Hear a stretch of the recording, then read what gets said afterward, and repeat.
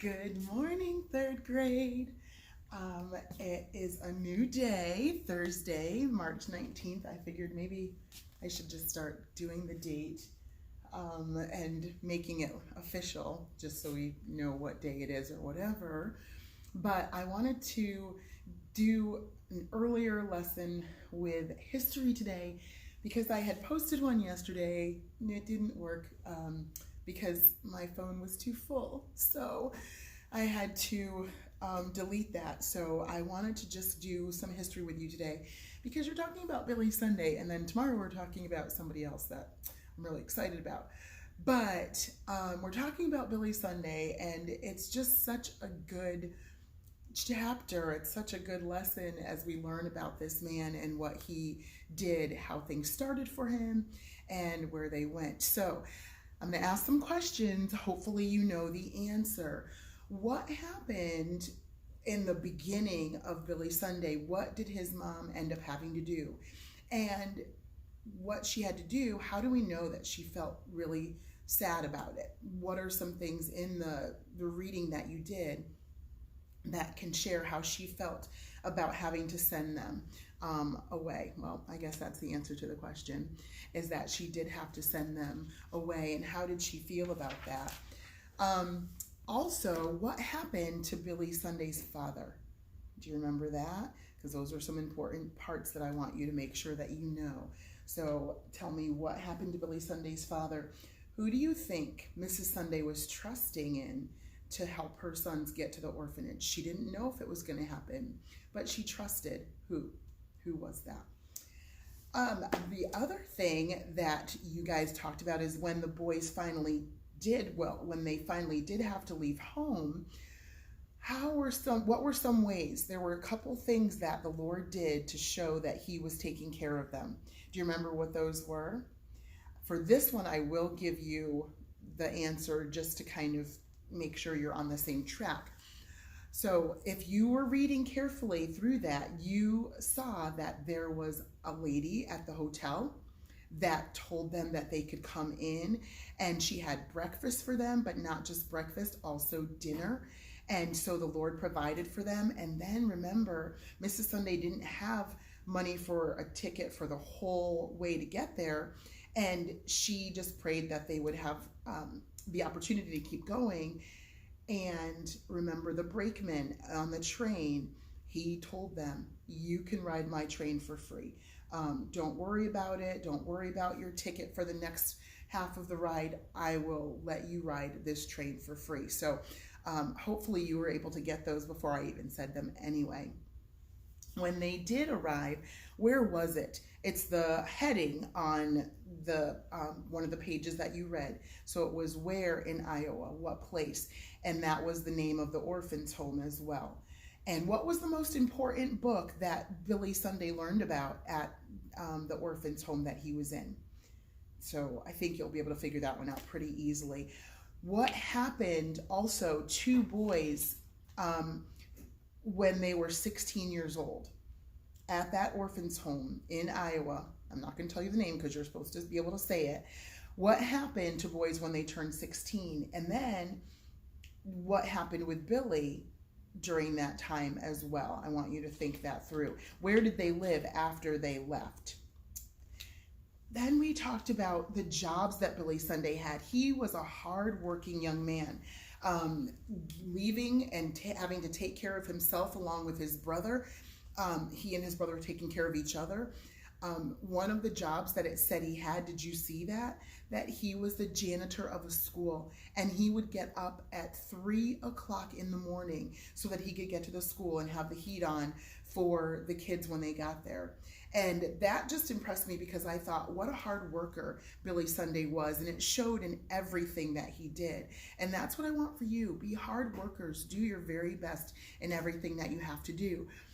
But we saw that he loved to work hard, but he also loved to play hard. What was his favorite thing to play? Where did he love to go and play?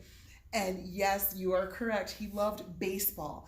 And that was something that he would take the time to do with his friends after work and so forth. And then he was watched. People saw him play.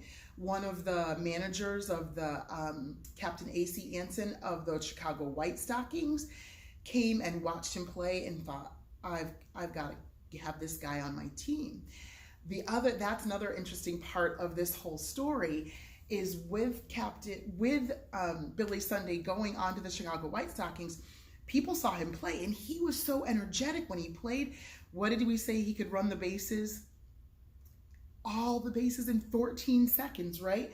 All of the bases in 14 seconds. He was so dynamic. But when he first got up to bat with the Chicago White Stockings, what happened? He struck out the first 13 times that he was up to bat. And you think about that. I mean, people were in the stands going, oh, I heard about this guy. I heard about this Billy Sunday. He's going to be great. Just watch. Huh?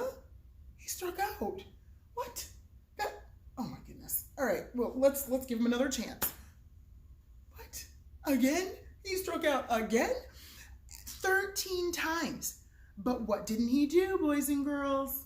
You're right. He did not give up. He just kept doing it. And eventually, whenever he did get ahead or whenever he was able to get out on the field, he was so much fun to watch because he was stealing bases and running so quickly. It was just an exciting thing to watch. So he loved baseball. But even with all the excitement of baseball, he knew that something was not quite fulfilling him. He loved being out there. He loved playing the game. But after he would get home, it was just kind of an empty feeling. And he knew that there was something that needed to be filling that up. And I think that's what the world feels sometimes. We get so much in with the things that we love to do that we forget that there is one thing that keeps us all strong and secure, and that is the Lord Jesus Christ. And we know that if you were looking and you read page 341 like you were supposed to, Billy Sunday went and heard something that he hadn't heard in a long time, which were what? Some of the hymns that his mother used to sing, very good. And he remembered those. And he went into this place, called the Pacific Garden Mission in Chicago. And it's still there today. I actually was able to visit it several years ago, I think when I was probably in high school. But it's definitely an interesting place because people can go there. They can stay there. They can get, I think it's like a shelter. They can get food there. But the one thing, anybody can come off the streets, but the one thing is that they have to sit in at least one service, or they have to go to at least the church services that they have there so they can hear the gospel. And Billy Sunday went to one of the churches there, went to that service there, and he accepted Christ. Now, I know, gross part, but he also found a friend named Helen, and they had Bible studies together, and she helped him to kind of grow in the Lord. And eventually, we know how it goes, they fell in love and they got married. So now Billy Sunday's life is so different. He decided baseball is not the most important thing anymore. He still played, but while he would go to the different towns and cities to play, what was it that he was doing? He was having meetings and he was telling people about the Lord.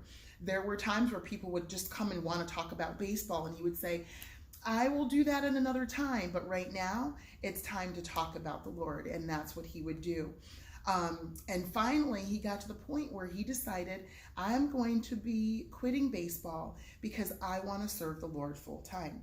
Where did he go to work? What was it called? Right, the YMCA. What does YMCA stand for? I want you to think. I think you'll get it. So he worked for the YMCA as kind of a person that would set up meetings and help people to be able to come. And one of the meetings that he set up was for an evangelist to come. And that evangelist, if you read it, ended up getting in an accident or couldn't get to the meeting. And there were 1,800 people sitting, twiddling their thumbs, waiting for somebody to speak. And Billy Sunday knew that he had to get up and actually speak because there was no way that the speaker could come. And that was the first time that he was in a group like that he spoke. And the newspaper reporter wrote, he was quite as efficient with the Bible as he was with the bat. What? That simply meant he put his all into baseball, and he was so exciting to watch, and he was so exciting to listen to when he was telling about the Lord. He didn't go from, God, baseball is awesome, to, oh, now we're just going to talk about God and his word. No, he had just as much excitement. And we're going to talk more about that in today's lessons, how people just loved hearing him because he had so much excitement sharing God's word. One of the things that I did want to mention too is the stop and think on page 343. One of the sayings that Billy Sunday had was, reputation is what people think about you, and character is what God, your wife and family, and the angels know about you. And I thought, this is such a perfect example this time that we're going through. You come to school and you do your work well because you know Miss Monroe expects you to. You are doing what you're supposed to be doing. But what happens when you're home? What happens when Miss Monroe isn't there and you're just with your parents? Or what happens when you're not trying to impress people on the outside? Your character is what God and your family and those you're with right now, what they know about you. And I hope your character is just as good as the reputation that you might try to portray for other people around, because that's really, really important. So I hope that you're doing your work and reading carefully. I'm going to come back with another video with today's lesson, but I just wanted to review yesterday's, and this is getting really long. So I'm going to stop it here, and I'll come back with today's lesson. See you soon.